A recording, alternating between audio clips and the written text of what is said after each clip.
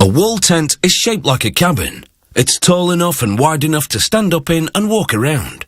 This type of tent is typically used as a base camp on more demanding trips. Unlike a smaller camping tent, it can accommodate a lot of your creature comforts, making it a canvas home from home. These wall tents are made of sturdy canvas. They have a zip-up screen over the doorway and windows to keep out the insects. They also have a vent hole in the roof to accommodate a real stove. They can be made with lightweight canvas, making it easier to transport on trips. Depending on the number of tent orders to be filled, the factory's fabric cutter layers up to 10 sheets of canvas on the cutting table. Following a pattern, he draws guidelines, then aligns them one at a time on a track along which the cutting knife rides.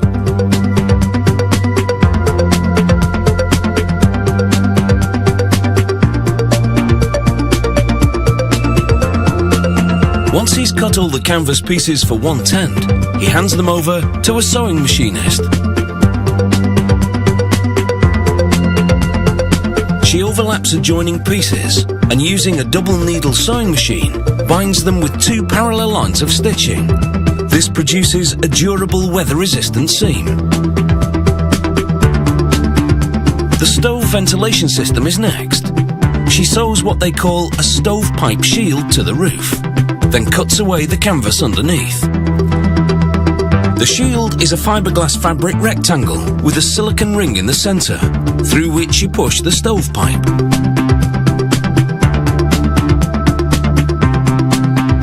After neatly finishing the edges, she attaches a canvas flap that zips shut to close off the stovepipe shield, and rolls up and ties to open it.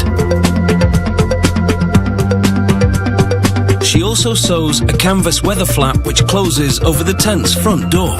Extra protection in bad weather. She sews a row of D-rings to the edge of one flap. Then sews hooks to the corresponding door flap. They're both made of stainless steel, which never rusts, even with repeated exposure to moisture.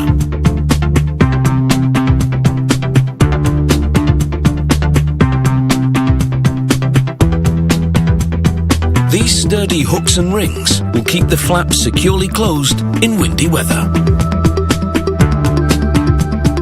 The cutter, meanwhile, traces templates on heavy-duty fiberglass screen, then cuts the screens for the tent's rear and side window.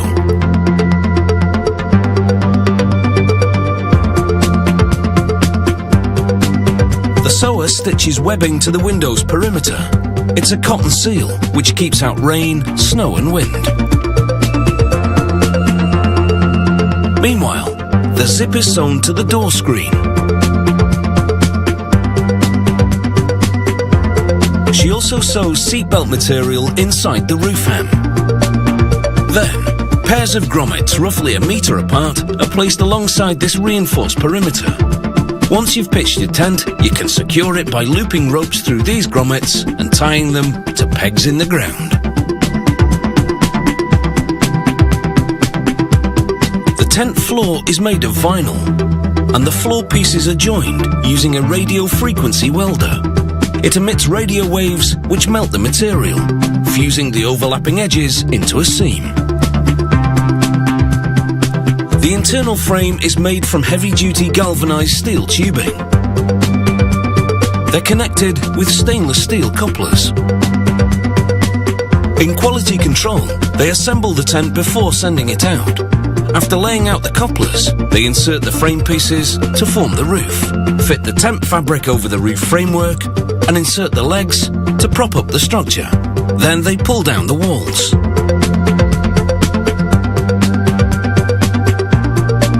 After tying back the flaps, they lay down the floor, which simply snaps into place.